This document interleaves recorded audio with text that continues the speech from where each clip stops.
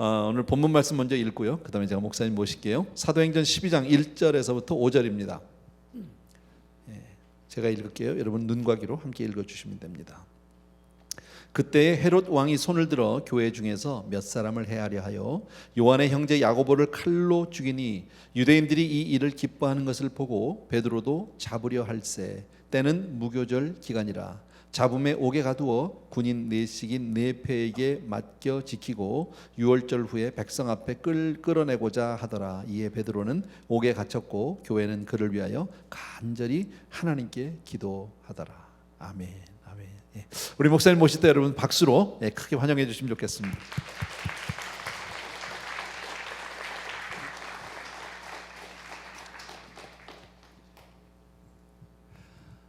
평안하셨습니까? 진짜 친정에 오니까 마음이 얼마나 편안하고 좋은지 모르겠어요. 8월 첫째 주일은 제게 참 의미 있는 주입니다. 제가 5년 전 2016년 8월 첫째 주일에 프랑크푸르트 은혜교회 담임 목사로 첫 번째 설교를 했거든요. 그래서 오늘이 만 5년이 되는 날이에요. 그런데 저는 미국에 와 있습니다. 담임 목사님 없이 셀러브레이션 잘 했다는 얘기를 들었습니다. 이렇게 또 우리 에브리데이 교회에서 말씀 전할 수 있는 기회가 있어서 얼마나 감사한지 목사님에게 감사하고 또 성도님들에게 감사하고, 제가 에브리데이 교회를 떠난 지 이제 딱 10년 됐습니다. 10년 되고 이제 독일 간 지 5년 차가 되면서 제 나름대로 하나님이 제 인생을 이렇게 인도해 오신 길들을 한번 정리해 보고 싶었어요. 친정에 돌아오기 전에 하나님이 내 인생에 함께 해주신 이걸 한 문장으로 좀 정리해 보고 싶었어요. 그래서 성경을 읽다가 신명기 33장 16절에서 제 마음에 딱 와닿는 말씀을 제가 받게 되었는데, 우리 성도님들 잘 아시지만 신명기서는 어떤 서입니까? 출애굽을 경험하지 못했던 세컨 제너레이션이에요. 광야에서 태어났던 사람들입니다. 이제 모세가 광야 생활을 다 끝내고 사역을 이제 여호수아에게 넘겨주게 되었을 때에 세컨 제너레이션에게 하나님이 어떤 분이신지, 하나님이 주신 그 율법에 대해서 좀 설명을 해주고 싶은 거예요. 그러면서 하나님은 이런 분이야, 이렇게 세컨 제너레이션에게 출애굽을 경험하지 못한 후손들에게 이렇게 이야기를 해주는데 이렇게 말합니다. 가시떨기 나무 가운데 계시던 이의 은혜라고 말해요. 하나님을 그렇게 소개했습니다. 제 같으면 우리 하나님을 조금 더 스펙타큘러하게 소개하고 싶었을 거예요. 왜냐하면 출애굽을 경험하지 못했잖아요. 구름 기둥과 불 기둥 가운데 역사하셨던 그 하나님의 은혜라고 해도 좋을 것 같고, 홍해를 가르시던 우리 하나님의 놀라운 능력의 하나님이라고 소개해도 좋을 것 같고, 적들을 홍해 바다 한가운데서 수장시키셨던 우리 하나님의 위대함을 찬양합니다, 하나님을 이렇게 소개해도 되는데, 모세는 하나님을 어떻게 소개하냐면 가시나무 떨기 가운데 계시던 이의 은혜라고 말합니다.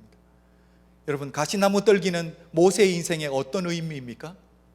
하나님이 모세를 처음 찾아오셨을 때, 홀로 있을 때, 잊혀진 자로 40년 미디안 광야에서 장인 이드로의 양을 치고 있을 때에 내 소유 하나 없이 내 인생의 가장 힘든 순간을 견뎌내는 그 순간에 하나님이 나를 만나주셨던 하나님이 만나주셨던 그 감동을 기억하고 있는 것. 그래서 하나님을 소개하는데 가시나무 떨기 가운데 계시던, 여러분, 가시나무 떨기에서 나를 만나주신 분이 아니에요. 모세가 40년 동안 잊혀진 자로 광야에 있을 때 그 40년 동안 하나님이 함께 계셔 주셨더라 라고 모세는 그렇게 이야기하는 거예요. 우리 성도님들도 잘 아시지만 제가 에브리데이 교회를 나간 후에 아틀란타에서 개척을 하고 조금 힘든 시간들을 보냈잖아요. 제 인생을 돌아보니까 제가 가장 힘들 때에, 잊혀진 자로 살아갈 때에 그 순간에 하나님이 내 인생에 함께 하시더라고요. 돌아보니까 내 인생이 바로 가시나무 떨기 같은 거예요. 그 그런데 그 가운데 함께 계시면서 나를 위로하시고 격려하시며 여기까지 인도해 가시는 그 좋으신 아버지를 제가 경험하게 되고, 이제는 또 인정하게 되고, 이제는 또 선포하는 자리까지 나오게 되었습니다. 우리 사랑하는 성도 여러분, 팬데믹 기간을 지나며 쉽지 않으실 거예요. 어려우실 거예요. 그러나 우리 하나님이 우리 홀로 두지 않는 줄로 믿습니다. 우리 하나님이 그 어려움 가운데 함께 계시며 우리를 지켜봐 주시며 위로해 주시며 격려해 주시며 생명의 말씀으로 우리를 세워주시는 좋으신 아버지이신 줄로 믿습니다. 그 하나님을 기대하자고요. 그 하나님을 붙들자고요. 내 인생의 가장 힘든 그 순간에 내 옆에 계신 하나님, 그 하나님을 맛보는 우리 에브리데이의 모든 성도님들 되시길 주의 이름으로 축복합니다. 마가복음을 기록한 마가의 문학적인 특징이 한 가지 있어요. 마가가 글을 쓰는 독특한 특징이라고 말할 수 있고 스타일이라고 이야기할 수 있어요. 마가가 정말 전달하고 싶은 메시지를 전달하는 방법이 독특합니다. 자기가 전달하고 싶은 메시지를 하나의 스토리가 있는데 그 스토리에다가 완전히 새로운 스토리를 끼워 넣어서 그 스토리를 통해 전달하는 방법이에요. 그래서 많은 신학자들은 샌드위치 기법이라고 합니다. 샌드위치 기법을 통해 정말 전달하고 싶은 메시지를 전달하는 것. 제가 예를 한번 들어드릴게요. 마가복음 5장 21절부터 43절을 보면 하나의 메인 스토리가 있습니다.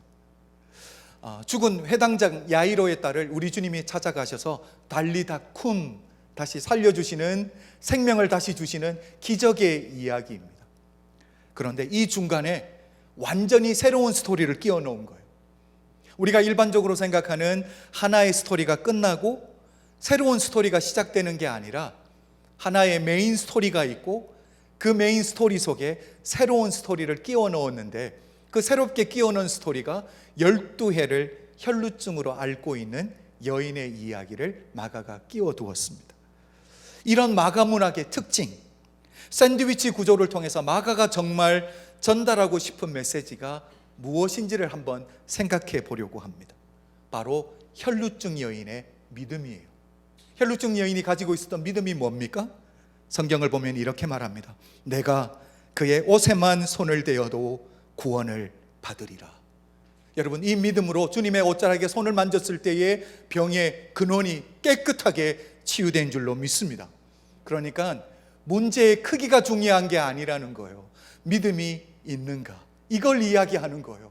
믿기만 하면, 믿으면 죽은 자도 다시 살리시는 우리 하나님을 기대하라라는 메시지를 마가가 그 샌드위치 기법 속에 숨겨서 우리에게 메시지를 주고 있다라는 사실입니다. 그 다음에 다음 장으로 넘어가면 마가복음 6장에 또 다른 샌드위치 기법을 사용해서 새로운 메시지를 전달하고 싶어요. 그런데 6장의 특이한 것은 하나의 메인 스토리가 있고 마가가 두 개의 완전히 다른 스토리를 사용합니다. 그런데 스토리 배치를 어떻게 하냐면 하나의 스토리는 메인 스토리 앞에다가 두고요, 두 번째 스토리는 메인 스토리 사이에 끼워둡니다. 메인 스토리가 뭐냐면 예수님이 제자들을 둘씩 전도 여행을 파송하는 이야기가 메인 스토리예요. 그리고 이 메인 스토리 앞에다 두는 스토리가 뭐냐면 우리 주님이 제자들과 함께 고향을 방문하시는데 우리 주님이 고향에서 환영받기는커녕 오히려 배척당하는 스토리를 메인 스토리 앞에다가 배치를 해둡니다. 그리고 메인 스토리 중간에 끼워 넣는 스토리가 뭐냐면 세례 요한의 순교, 세례 요한의 죽음 이야기를 메인 스토리 사이에 끼워두게 됩니다. 여러분, 마가가 스토리 배치를 이렇게 하는 이유가 분명하게 있어요. 파송받았던 제자들이 다시 돌아와서 하나님, 예수님, 우리가 하나님의 이름으로 이런 일들을 행했습니다 보고하기 이전에 두 가지 스토리를 하나는 앞에다가 하나는 중간에다가 끼워 넣는 거예요. 그 스토리를 통해 정말 전달하고 싶은 메시지가 따로 있는 거죠. 여러분, 제자들이 파송받아 나가는 이 세상이, 제자들이 나가서 하나님의 복음을 전하는 이 세상이 어떤 세상인지, 그 현실이 어떠한지를 예수님이 제자들에게 정확하게 이야기해주고 보내시는 거예요. 여러분, 제자들을 파송하는 그 현실, 복음을 전하기 위해서 나아가는 그 세상은 어떤 세상입니까? 마치 우리 주님이 고향에서 환영받지 못하고 배척당했듯이 너희도 이 복음을 가지고 나가면 너희 역시 환영받지 못하고 배척당할 거야. 이 메시지를 우리 주님이 숨겨놓으신 거예요. 우리 주님은 제자들을 파송하시면서 두루뭉실하게 일단 나가보면 알아, 이렇게 하시는 분이 아니라는 거예요. 모든 것이 괜찮을 거야, 이렇게 사탕발림을 하시는 분이 아니라 제자들을 파송하시기 이전에 너희들이 나가서 사역해야 될 이 세상이, 너희들이 복음 전해야 될 사람들이 어떤 사람인지를 우리 주님이 정확하게 이야기를 하고 제자들을 훈련시키고 계신 거예요. 사랑하는 성도 여러분, 우리 주님이 사역하실 때에 주님 주변에 몰려들였던 사람들을 한번 생각해 보십시오. 군중들을 한번 생각해 보십시오. 그들이 주님을 찾았고 주님 주변에 몰려들였던 이유가 뭡니까? 그들의 육신적인 필요가 채워지기 때문에, 그들의 필요가 채워지기 때문에 주님을 따랐던 것뿐이지 예수님에 대한 관심, 진리에 대한 관심 전혀 없었다라는 걸 우리가 잘 알고 있다라는 거예요. 주님은 제자들에게 이렇게 메시지를 주는 거예요. 결국 너희들이 나가서 복음을 전하는 이 세상은 너희들을 환영해 주는 세상이 아니라는 거예요. 너희들도 결국 내가 배척당한 것처럼 너희들도 배척당할 텐데, 그럼에도 불구하고 이 복음의 메시지를 너희는 전해야 된다라는 이 메시지를 우리 주님이 샌드위치 기법 속에 숨겨 놓으신 줄로 믿습니다.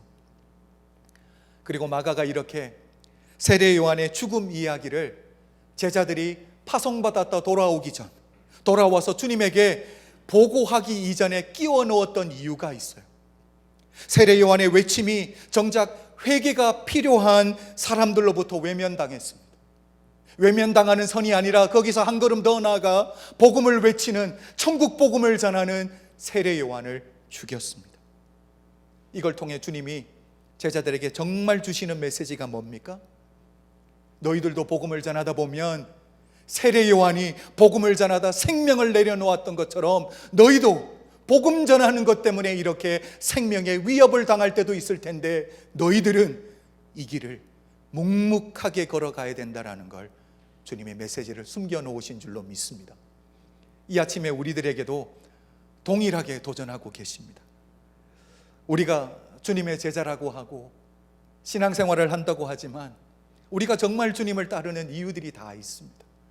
우리의 필요를 채우기 위해서, 주님의 능력으로 우리의 문제를 해결받기 위해서, 주님의 제자라고 하지만 우리는 인정받고 싶어하고, 주님 위해서 모든 것을 내려놓았다고 하지만 중요한 타이틀, 중요한 위치를 받기를 원하는 게 우리들인데, 우리 주님은 오늘 이 아침에 우리가 예수의 사람으로 살아가는 그 현실을 정확하게 이야기해 주고 있습니다.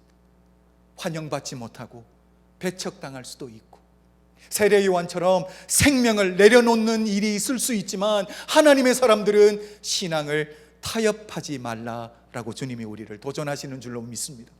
믿음을 타협하지 말라라고 주님이 우리에게 도전하시는 줄로 믿습니다. 그럼에도 불구하고 그래도 가야 할 길이 있다라는 거예요. 그게 바로 사명자의 길인 줄로 믿습니다.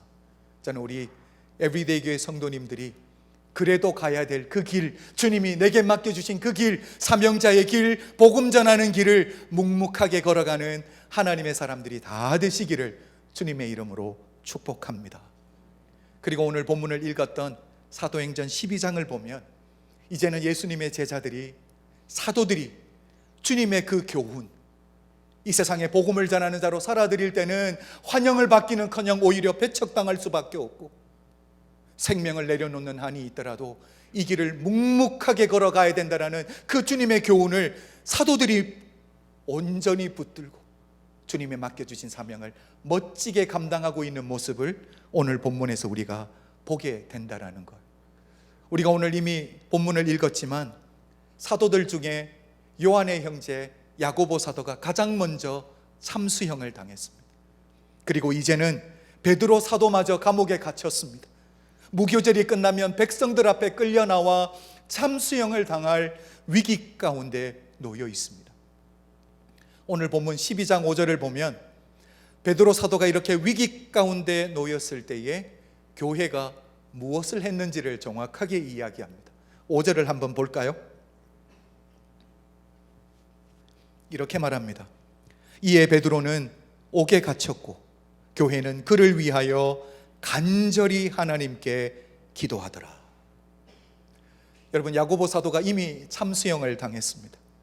이제 베드로 사도마저 참수형을 당하기 직전의 위기 상황 가운데 교회가 함께 모여 간절하게 기도했다라고 성경은 이야기를 하고 있습니다. 여러분, 이런 위기 가운데 놓였을 때 교회가 할 수 있는 게 무엇입니까? 하나님의 사람들이 한 마음으로 모여 아버지 앞에 간구하며 기도하는 일이 우리에게 얼마나 소중한지 모릅니다. 그렇습니다. 우리가 골방에서 각자 기도해도 우리 하나님 우리의 기도를 들으시는 분 맞습니다. 그러나 신앙생활에서는 항상 두 가지 측면이 있다는 걸 잊으면 안 돼요. 첫 번째는 개인적인 측면입니다. 두 번째는 공동체적인 측면이에요. 교회가 함께 아버지의 이름으로 모여 하나의 기도 제목을 가지고 함께 간구하며 기도할 때 우리 하나님이 들으시고 응답하시는 놀라운 하나님의 인도하심을 맛보게 될 줄로 믿습니다. 사랑하는 성도 여러분, 우리가 아무리 부족하고 연약해도 기도의 줄을 붙드는 한 하나님의 은혜는 끊어지지 아니할 줄로 믿습니다. 그러나 우리가 기도의 줄을 놓는 순간 하나님의 역사하심도 거기서 멈춰진다라는 사실을 절대로 잊으면 안 됩니다. 그래서 기도하는 순간까지는 희망이 있습니다. 그래서 에브리데이 교회 모든 성도님들은 때를 얻든지 못 얻든지 하나님이 우리에게 주시는 공동체적인 기도 제목들이 있을 거예요. 그럴 때마다 하나님의 교회에 모여 하나님의 사람들이 기도하며 하나님의 뜻을 구할 때 하늘 보좌를 움직여내는 그런 기도의 용사들로 세워지시기를 주님의 이름으로 축복합니다. 저는 오늘 본문을 묵상하고 준비하면서 제가 오랫동안 붙들고 묵상했던 말씀이 뭐냐면, 베드로 사도가 위기 가운데 놓였을 때에 초대교회 성도님들이 함께 모여 간절하게 기도했다고 하는데, 그들이 어떤 구체적인 기도 제목을 가지고 기도했을까? 기도 제목이 참 궁금했어요. 오늘 본문은 간절히 기도했다라고는 이야기하지만 어떤 기도 제목을 가지고 기도했는지는 밝혀주고 있지 않거든요. 그래서 저는 그 기도 제목들이 궁금했어요. 왜냐하면 우리는 좀 1차원적으로 생각하는 경향이 있습니다. 이게 어떤 의미냐면, 참수형의 위기 가운데 놓인 베드로 사도를 위해서 교회가 함께 모여 간절하게 기도했다라고 할 때 우리는 어떤 기도를 드렸다고 생각합니까? 하나님, 베드로 사도가 어려움 가운데 빠졌는데 하나님 건져 주십시오. 하나님 구원해 주십시오. 우리는 이렇게 쉽게 생각합니다. 이게 1차원적인 생각이라는 거예요. 이런 1차원적인 생각을 가지고 다음 성경 구절들을 읽어나가면 이와 같은 해석이 쉽게 됩니다.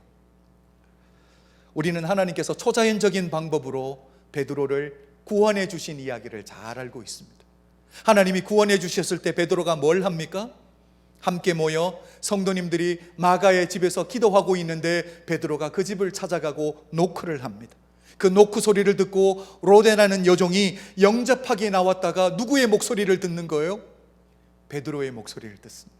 얼마나 기뻤겠습니까? 얼마나 놀랐겠습니까? 얼마나 놀랐는지 문을 열어줄 생각을 못하고 들어가서 성도님들에게 뭐라고 말하냐면 베드로 사도가 왔다라고 이야기를 해줘. 그럴 때 성도님들의 반응이 뭐냐면 로데가 미쳤다. 또 반응이 어떻습니까? 베드로의 천사라고 말하는 성도님들의 반응을 보면서 우리는 어떻게 해석합니까? 기도는 간절히 했지만 실질적으로 베드로가 살아서 돌아올 것을 기대하며 기도했던 사람은 아무도 없었다라고 우리는 쉽게 단정 지어버립니다. 쉽게 해석해버립니다. 그런데 제게 이렇게 해석하는 게 문제가 되었던 두 가지 이유가 있습니다. 첫 번째, 이렇게 해석을 하게 될 경우에 초대교회 성도님들의 이 신앙의 깊이, 신앙의 실력이라고 해야 될까요? 신앙의 수준을 무시해버리는 게 돼버리는 거예요. 이걸 용납할 수가 없었던 거예요. 여러분, 초대교회 성도님들의 신앙의 자세를 우리는 너무 잘 알고 있습니다. 유대교 종교 지도자들이 여러분, 예수 그리스도를 믿는다라는 것 때문에, 교회 다니는 것 때문에 생명을 걸고 신앙생활했던 분들이 초대교회 성도님들이었어요. 뿐만 아니라 스데반 집사님의 순교 이후에 사울이 교회를 잔멸하기 위해서 집집마다 예수 믿는 자들을 끌어내어 감옥에 넣는 이 위협적인 상황 가운데서도 신앙을 지켜냈던 분들이 초대교회 성도님들. 그리고 초대교회 성도님들은 주님이 다시 곧 오신다라는 그 믿음 때문에 내 것을 내 것이라고 주장했던 사람이 없어요. 자신의 소유를 팔아서 경제적으로 힘든 연약한 성도님들의 필요를 채워줬던, 말씀을 삶에서 실천했던 분들이 초대교회 성도님들이에요. 여러분, 그런데 이렇게 신앙의 사람들이 참수형을 앞두고 위기 가운데 놓여 있는 베드로를 위해서 온 교회가 모여 간절하게 기도했다고 하면서 실질적으로 베드로가 살아서 돌아온다라는 것은 불가능하다라고 단정 지어놓고 간절하게 기도했다라는 게, 이게 이해가 안 되는 거예요. 이걸 용납할 수가 없는 거예요. 두 번째 이유는 베드로 사도가 잡혀가기 이전에 여러분 이미 야고보 사도가 갇히게 되었습니다. 여러분, 성도님들이 무엇을 했겠습니까? 베드로 사도가 잡혔을 때에 함께 모여 간절하게 기도했듯이 초대교회 성도님들이 야고보를 위해서도 간절하게 기도했을 거예요. 만약에 교회가 모여 우리가 생각하듯 1차원적으로 하나님, 야고보 사도를 이 문제 가운데서 건져 주십시오, 하나님 야고보 사도를 살려주십시오라고 그렇게 기도했다라면 그 기도의 결과를 볼 때 성도님들의 기도가 응답받은 기도예요? 거절받은 기도예요? 거절받은 기도가 되거든요. 여러분, 이렇게 교회가 모여서 간절히 기도했는데도 불구하고 하나님께서 거절하셨다면 이번에 똑같이 베드로가 감옥에 갇혔는데 성도님들이 모여서 간절하게 기도가 되었을까요? 이미 교회가 알고 있는데, 하나님이 응답해 주시지 않을 것을 이미 알고 있는데, 뻔히 거절당할 기도라는 걸 알고 있는데 초대교회 성도님들이 모여서 여전히 간절하게 기도할 수 있었을까요?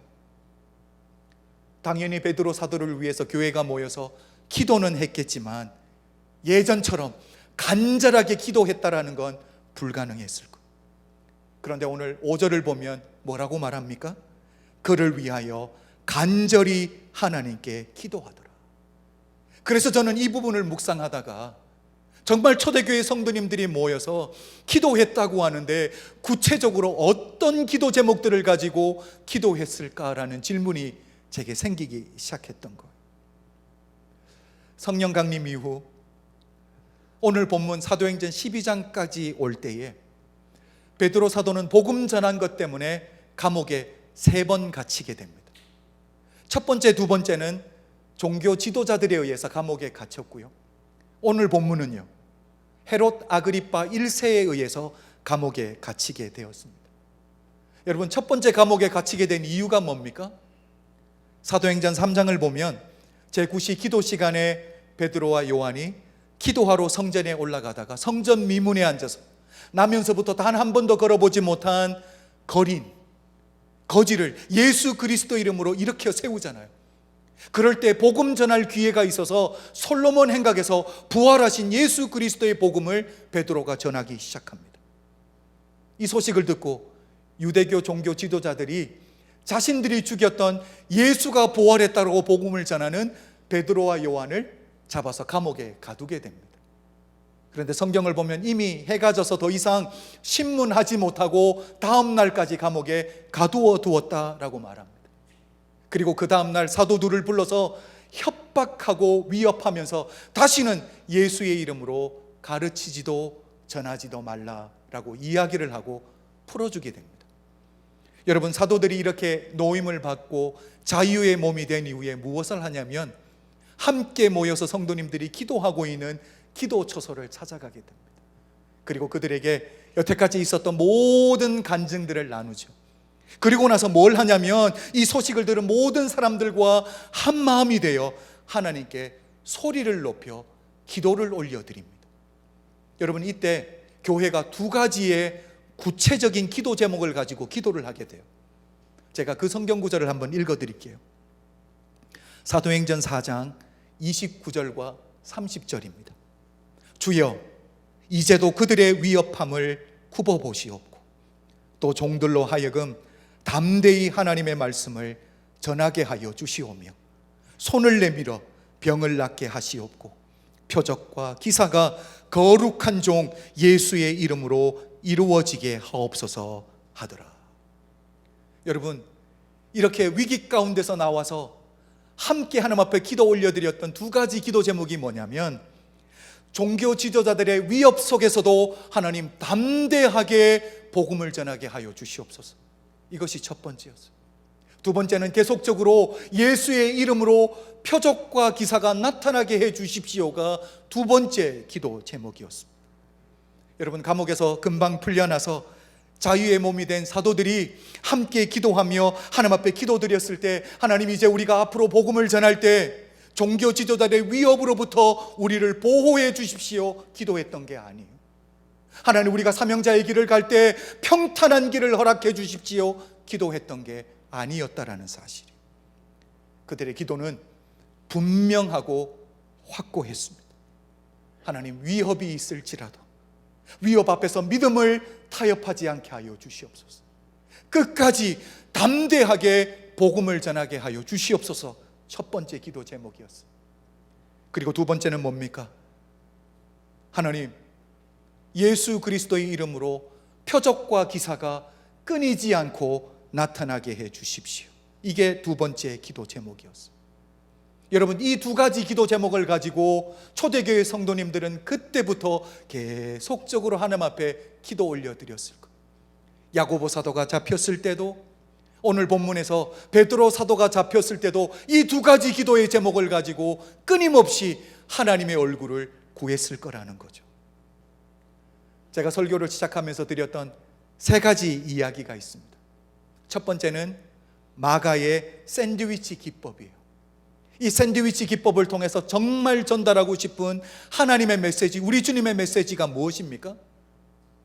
너희도 나처럼 배척당할 거고, 세례 요한처럼 복음 전하는 것 때문에, 천국 복음 전하는 것 때문에 목숨을 내려놓는 그 상황이 오더라도 너희는 이 길을 묵묵하게 걸어가야 된다라. 이게 첫 번째 메시지였어요. 두 번째는요, 성령 강림 이후에 교회를 향한 핍박에도 흔들리지 아니하고 생명 걸고 신앙을 지켜냈던 초대교회 성도님들의 신앙의 깊이를 이야기했습니다. 그리고 세 번째는 복음 전하다 감옥에 갇혔다 풀려났던 두 사도가 함께 교회와 주님 앞에 올려드렸던 두 가지 기도 제목이 뭐였습니까? 하나님, 담대하게 예수 그리스도의 복음을 전하게 하여 주시옵소서. 두 번째는요, 계속적으로 예수 그리스도의 이름으로 표적과 기적이 끊어지지 않게 해달라고 기도를 드렸습니다. 여러분, 이 모든 걸 한번 종합해보자라는 거예요. 초대교회 성도님들의 믿음의 수준을 고려해 볼 때, 베드로 사도가 감옥에 갇혀서 이제 무교절이 끝나면 끌려나와 참수형을 당하기 그 전날 밤에 교회가 무엇을 기도했을지 이제 우리는 어느 정도 그림을 그려볼 수 있다라는 사실이죠. 온 교회가 모여 한 마음으로 간절히 올려드렸던 기도는 참수형의 위기 가운데 있는 베드로를, 하나님, 어떻게든 구원해 주십시오, 어떻게든 이 문제 가운데서 건져 주십시오라고 기도했던 건 아니라는 거죠. 이건 정말 마음의 소원이기는 했을 거예요. 이걸 붙들고 기도는 시작했을 거예요. 그러나 여러분, 기도의 생명력이 무엇입니까? 기도는 우리의 원함에서 결국 하나님의 원함으로 기도의 방향이 바뀌어지는 건 줄로 믿습니다. 기도하는 사이에 성도님들의 기도의 방향이 달라졌을 거예요. 마가의 집에서 함께 모여 베드로를 위해서 한 마음으로 간절하게 기도 올려드렸던 기도가 뭐냐면, 하나님, 베드로 사도가 죽음의 위협 앞에서도 신앙을 타협하지 않게 하여 주시옵소서. 믿음을 타협하지 않게 하여 주시옵소서. 마지막 순간에도 예수를 그리스도와 주로 선포하게 하여 주시옵소서. 그렇게 기도했을 거예요. 뿐만 아니라 생명의 근원 되신 예수 그리스도께 베드로 사도를 맡겨드리고 위탁하는 기도를 분명하게 올려드렸을 거라는 거죠. 여러분, 이건 베드로 사도도 똑같습니다. 감옥에서 다음 날이면 참수형을 당하는데 베드로 역시 이 기도를 하나님 앞에 올려드렸다라는 거예요. 12장 6절을 보면 이렇게 말합니다. 헤롯이 잡아내려고 하는 그 전날 밤에 베드로가 두 군인 틈에서 두 쇠사슬에 매여 누워 자는데 파수꾼들이 문 밖에서 옥을 지키더니, 여러분, 그 전날 밤에 해가 뜨고 동이 트면 참수형에 당할 사람이라면 여러분 보통 무엇을 하고 있어야 정상이겠습니까? 다음 날이면 참수형에 당하면 여러분 불안하고 초전해서 잠을 청하기는 청하겠지만 밤새 뒤척이다 잠이 들지 못해서야 정상 아니겠습니까? 베드로 사도처럼 하나님의 사람이라면 밤새 기도하다 지쳐서 잠시 잠에 들 수는 있지만 천사가 찾아와서 옆구리를 쳐서 깨울 만큼 깊이 잠들지 못해야 정상인데, 여러분 베드로는 이렇게 깊이 잠이 들었다라는 거예요. 믿음의 조상 아브라함을 한번 생각해 보십시오. 생명보다 귀한 이삭을 번제물로 바쳐야 되는데, 다음 날이면 모리아 산을 향해서 출발해야 되는데 여러분 깊이 잠을 들지를 못하는 거예요. 창세기 22장 3절을 보면 아브라함이 아침에 일찍이 일어나, 여러분 아들을 번제물로 드리러 올라가는 그 예배를 드려야 되는데 무엇이 그렇게 기쁜 일이라고 아침 일찍부터 일어났겠어요? 깊이 잠들지 못했다라는 거예요. 염려 때문에, 걱정 때문에. 이게 정상 아니냐라는 거예요. 야곱도 마찬가지입니다. 형 에서가 자기를 죽이러 400명의 군사와 함께 달려온다는 소식을 들었을 때에 성경은 이렇게 말합니다. 창세기 32장 22절을 보면 밤에 일어나. 여러분 밤에 잠을 자러 들어가야 되는 거예요? 일어나야 되는 거예요? 그렇죠. 나름대로는 잠을 청해보는데 밤새 뒤척이고 못 자니까 일어났던 거예요. 이게 정상이라는 거예요. 염려와 걱정 때문에 잠을 자려고 청하지만 밤새 뒤척이고 잠을 못 드는 것이 정상인데, 오늘 본문의 베드로는 어떻습니까? 천사가 와서 옆구리를 칠 때까지 깊이 잠이 들었다라는 거예요. 사랑하는 성도 여러분, 이걸 통해 우리는 베드로가 어떤 기도를 올려드렸을지 예상해 볼 수 있습니다. 하나님, 야고보 사도가 복음 전한 것 때문에 생명을 내려놓았듯이 하나님, 나도 그 길을 가야 된다면 하나님, 나로 하여금 믿음을 타협하지 아니하게 붙들어 주십시오. 나도 이 길을 갈 수 있게 하나님 나를 도와주십시오. 그리고 내 생명을 주님의 손에 위탁합니다. 주님의 손에 자신의 삶을, 자신의 생명을 맡겨드렸던 것. 여러분, 맡겨드리면 하늘의 평화가 임하게 될 줄로 믿습니다. 사랑하는 성도 여러분, 한번 모래를 꽉 쥐어본다고 생각해 보십시오. 제가 사는 독일은 바닷가 가려면 5시간 넘어 운전을 해야 돼요. 그래서 이번에 가족들과 함께 와서, 장인 어른이 레단도 비치 쪽에 살거든요. 바닷가 가서 모래만 밟는데 얼마나 좋은지 몰라요. 바다만 보는데도 그렇게 좋더라고요. 바다의 모래를 여러분 한 움큼 쥔다고 생각해 보십시오. 꽉 쥐려고 하면 손가락 사이로 다 빠져나갑니다. 그러나 손을 다 피면요, 하나님 손에 맡겨드리면요, 그때 평화가 임하게 되는 줄로 믿습니다. 사랑하는 성도 여러분, 베드로를 보십시오. 내 삶을, 내 생명을 주님의 손에 맡겨드리니까 그때 하늘의 평강을 누리고 쉼을 누리게 된다는 사실. 저는 우리 에브리데이 교회 성도님들이 어떤 상황, 어떤 형편에 있을지라도 여러분의 삶을, 여러분의 미래를, 교회를 하나님의 손에 맡겨드릴 수 있는 예수의 사람들이 되시길 주의 이름으로 축복합니다. 우리 주님은 단 한 번도 우리에게 레드 카펫이 깔려있는 순탄한 길, 꽃길을 약속하셨던 적이 단 한 번도 없어요. 우리를 향한 주님의 메시지는 동일합니다. 시대와 국가를 초월해서 우리 주님이 주시는 메시지는 하나예요. 사망의 음침한 골짜기를 다닐지라도 해를 두려워하지 않을 것은, 우리가 그 길을 다닐지라도 해를 두려워하지 않을 이유가 한 가지 있다라는 거예요. 왜입니까? 우리 주님의 지팡이와 막대기가 우리를 안위해 주시는 줄로 믿습니다.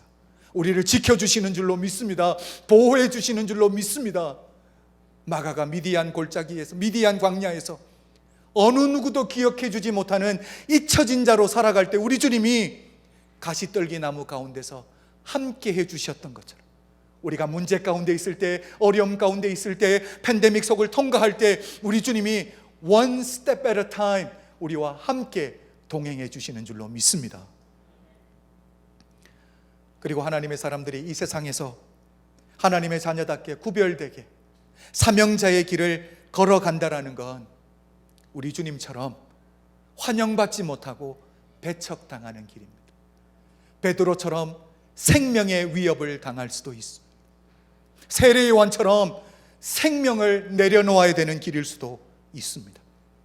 그러나 하나님의 사람들은 무슨 일이 있어도 신앙을 타협하는 자들이 아니라, 믿음을 타협하는 자들이 아니라 이 두 가지 기도 제목을 가지고 하나님 앞에 끊임없이 간구하는 하나님의 사람들이 되시길 주의 이름으로 축복합니다.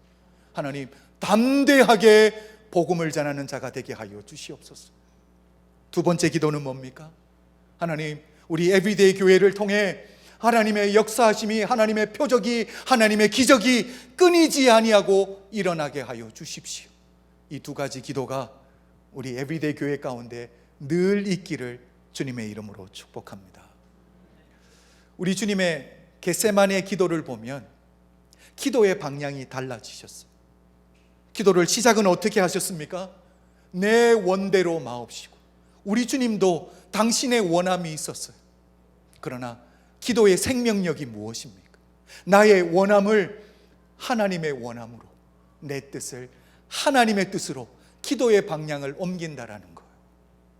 우리도 문제 가운데 있을 때, 우리도 우리의 기도 제목들이 있을 때 내 원함을 가지고 여러분 엎드리십시오.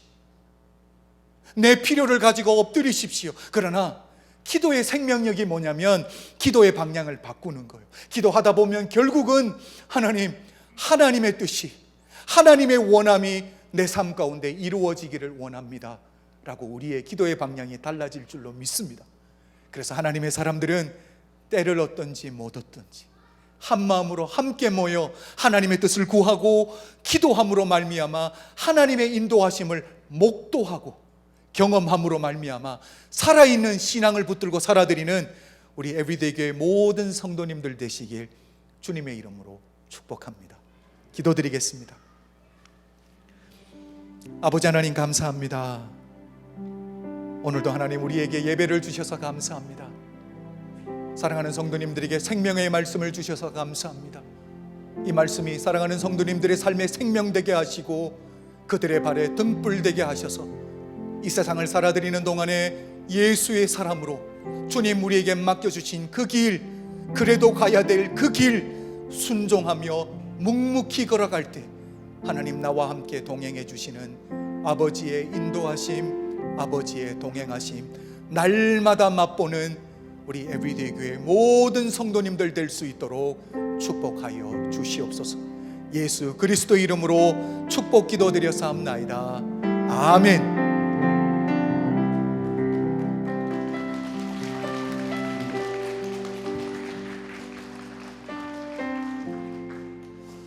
큰 은혜 받으셨으면 한번 아멘 해주십시오. 감사합니다. 우리 찬양 하나 드리겠습니다. 여러분 메시지 정리 안 해도 될 것 같이 목사님이 다 조목조목 정리해 주셨거든요. 우리 주님 다시 오실 때까지 우리 찬양 드리시면서 받은 메시지 다시 한번 가슴에 새기고 잠시 기도하는 시간 갖겠습니다. 주님 다시 오실 때까지, 주님 다시 오실 때까지 나는 이 길을 가리라.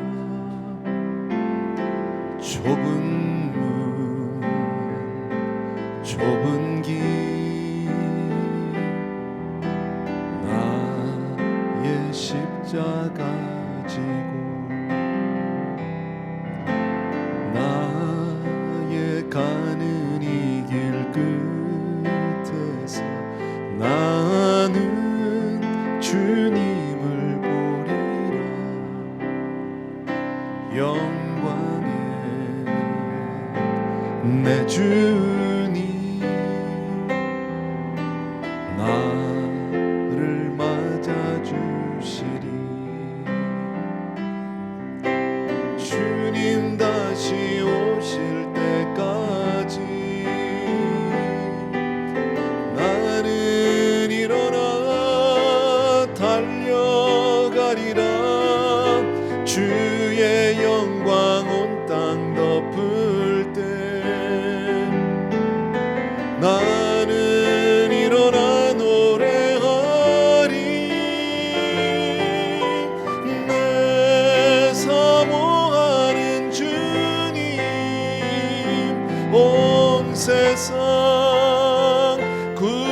주시라. 내 사모하는 주님 영광의 왕이시라. 아멘, 아멘. 이 시간 우리 주신 메시지 잘 기억하면서요 함께 기도하기를 원합니다. 주님, 사명의 사람 되게 하여 주옵소서. 어떤 경우에도 하나님 믿음에 타협하는 자가 아니라 오직 주의 말씀을 붙들고 주님 꼭 붙들고 그렇게 믿음의 걸음으로 내 삶을 드리게 하여 주옵소서 하는 마음으로 이 시간에 같이 한번 기도합니다. 사랑하는 우리 아버지 하나님, 주님의 내 진심으로 감사를 드립니다. 사랑하는 목사님 통해서 주님 오늘 정말 우리에게 또 한 번 가슴에 아버지 도전을 주시니 진심으로 감사하고, 하나님 정말 우리의 삶이 그렇게 이 땅에 살지만 우리가 진정 무엇을 위해서 살아내고 있는지 그것을 분명히 알게 도와주시기 원하고, 사랑하는 내 아버지 정말 우리 귀한 성도님들 한 분 한 분이 정말 사명을 깨닫고 살게 도와주시기 원합니다. 비록 우리 앞에 아버지의 내 인생의 그 길이 가시밭길이라 할지라도, 캄캄한 아버지의 주여 정말 아버지의 흑암이라 할지라도, 혹은 홍해바다가 앞에 있다 할지라도 오직 주님만 의지하고 주님만 따라서 나가는 그런 우리가 될 수 있도록 도와주시기를 간절히 소원합니다. 나의 원대로 마옵시고 아버지의 원대로, 아버지 하나님 이렇게 우리도 하나님의 뜻 앞에 내 삶을 쳐서 복종시키며 주님을 따라가는 우리 모든 성도님들 될 수 있도록 은혜를 베풀어 주시기 원하고, 나의 달려갈 길 다 마치고 선한 싸움 다 싸우고 아버지 하나님 주 앞에서 칭찬받는, 주 앞에서 잘했다 칭찬 듣는 모든 성도님들 다 될 수 있도록 주님 그렇게 은혜 베풀어 주옵소서. 감사를 드렸고 예수님의 이름으로 기도합니다. 아멘, 아멘. 우리 조용히 자리에서 일어나셔서 주님 다시 오실 때까지 나는 일어나 달려가리라. 주의 영광 온 땅 덮을 때 나는 일어나 노래하리.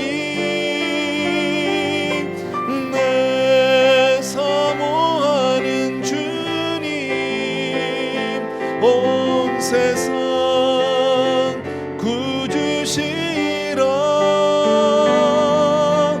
내 사모하는 주님 영광의 왕이시라.